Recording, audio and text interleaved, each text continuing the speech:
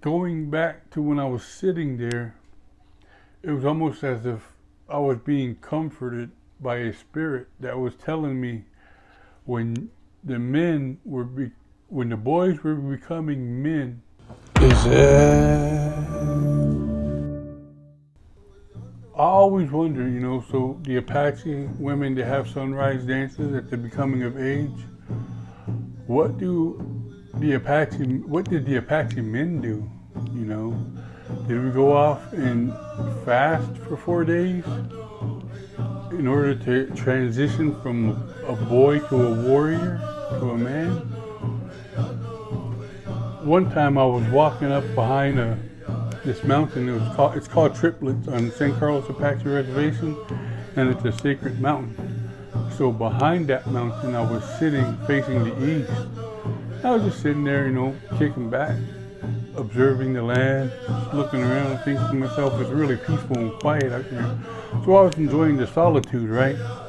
And out of nowhere, this wind blew from the south to the north, and it brushed my cheek. At the moment it brushed my cheek, it felt like it told me to get up and walk.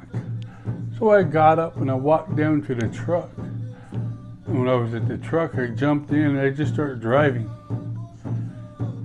from the south to the north, back on this dirt road. And as I was driving, something told me to stop at this certain location, so I stopped. I got off the truck and I was standing there like, okay, you brought me here. What are you trying to show me? What are you trying to show me? The wind once again blew from the south to the north, and I felt it brush against the back of my neck, and it told me to walk forward. So I started walking forward. As I was walking, I encountered this stone circle. It was made out of rocks, but it was embedded in the dirt, and it was almost like a perfect circle. And I sat in that circle, and I was thinking about what was this circle used for, because it's not a natural occurrence. This is man-made, obviously. So I began to ask myself, what's this circle? What was this circle used for in the time of my ancestors? I sat there and then I started to talk to myself and I started to pray. And as I was praying, now the wind blew from the east to the west. And as it did that, it told me to get up and walk west. So I stood up from the circle and walked westward. As I was walking, something told me to look down.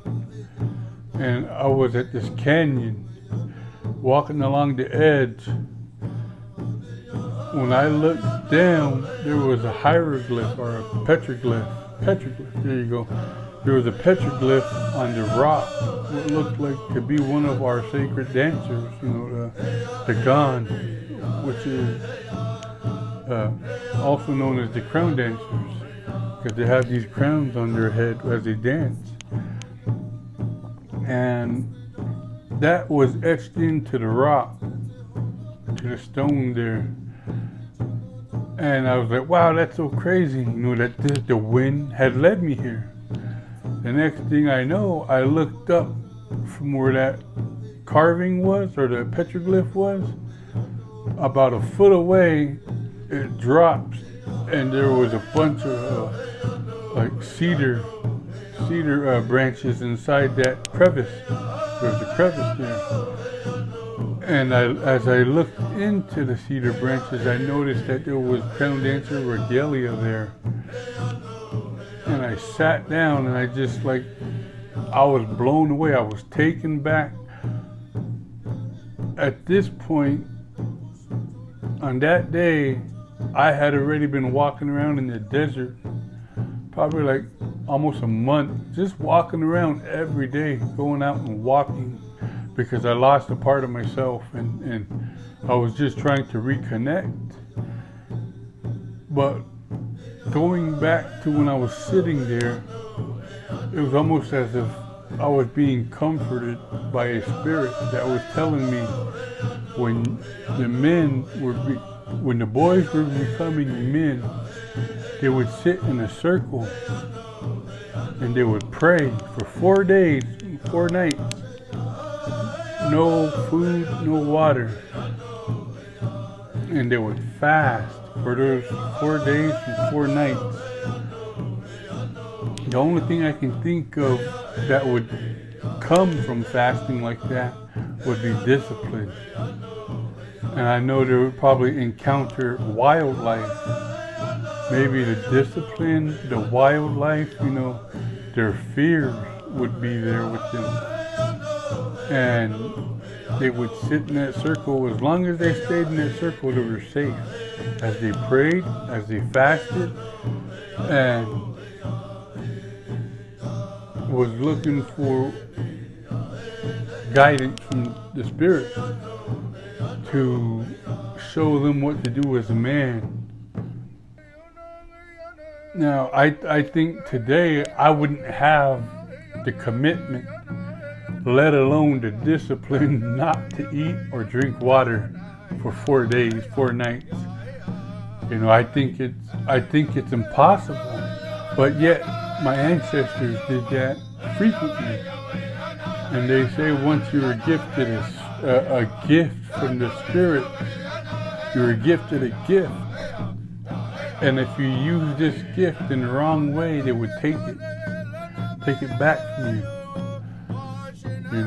Geronimo had this warrior, one of his right-hand man, left-hand man. It was a woman. Her name was Lozin. Her gift was putting out her hands like this, praying. As she would do that, she would rotate in a circle.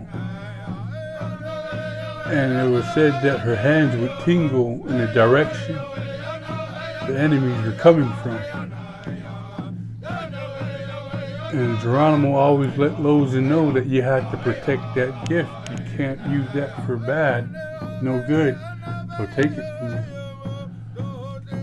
But I always wondered if you know what our people went through, and you're watching this and you know me personally, if you know what our people went through to transition from a boy to a man, let me know.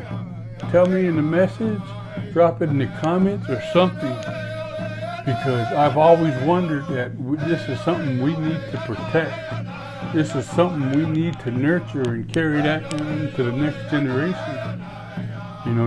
What I just now shared was not told to me by a human. This was shown to me as I experienced sitting out by myself. I guess kind of fasting, because I would eat oatmeal in the morning and I wouldn't eat no more. And some days I wouldn't even eat. I would just go hiking all day long and I wouldn't eat until I came home. But if you do know, share it with me. Hit me up. But if you don't know me personally, when you came across this video, when you think that that's fascinating, drop it in the comments, let me know. I really appreciate you guys watching and your time. I value your time to spend it with me, to watch this video and just to listen, to listen to me, to listen to yourself. And if you watch this if you watch this video in its entirety, that was for a reason. Maybe it was you needed to hear this. I don't know. But I'm going to go ahead and call it here. Thank you for listening. I appreciate it. Have a good evening or a good night. And I'll talk to you guys tomorrow again. All right. God bless. Later.